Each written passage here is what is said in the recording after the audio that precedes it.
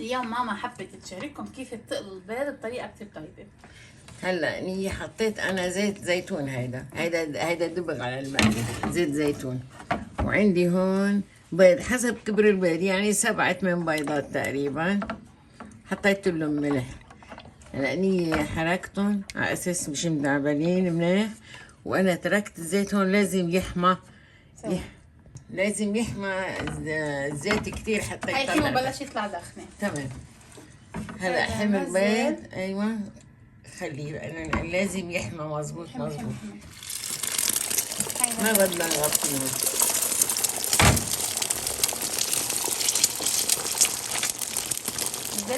الزيت حامي والغاز قوي ولا نوست تحته؟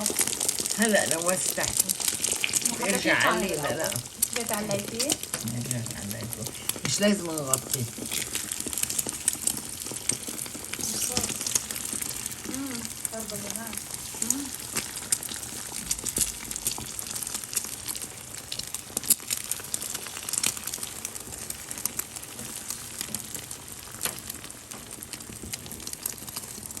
هني بس ينحطوا بيبردوا الزيت. طبعا انت ملحت البيض. ايه طبعا حطيته وملحته. شوفي شكله كيف.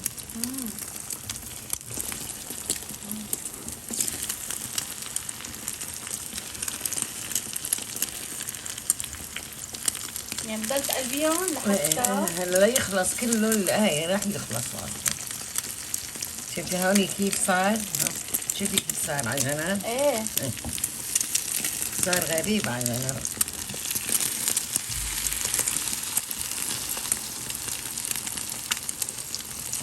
لون طبعا.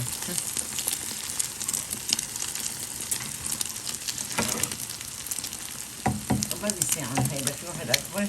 ايه من الكريدة الخاصة اللي تحت بتكون شوي الأبيض. شايفي كعبه كيف صار؟ واو بلش بلش يتغيروا. كثير طريقة. شوفي شو سماك كمان. انت كاتبة ما كنت كمان ايه ما لازم. بس قلت لك كيف عملتي شكلهم كمان. كثير شكله.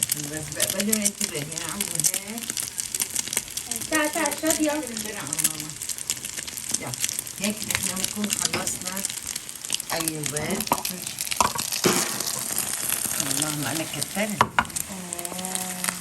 مش شكله كثير. شوف الله الله اللون روعة. بس شوفي كيف.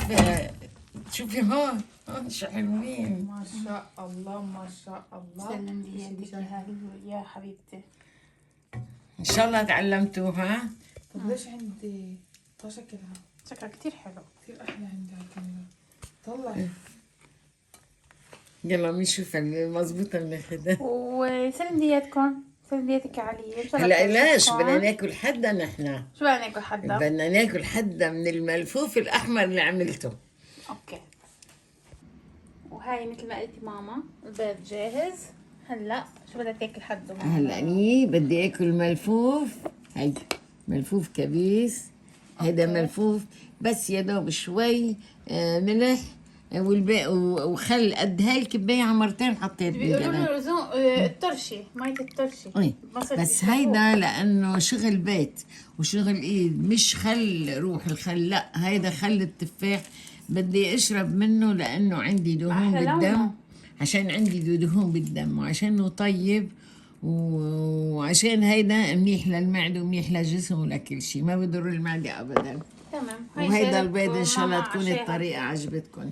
هاي ماما هيك بتكون عم تشارككم عشاها وبتاكل حد اللبن طبعا لبن وسلطه.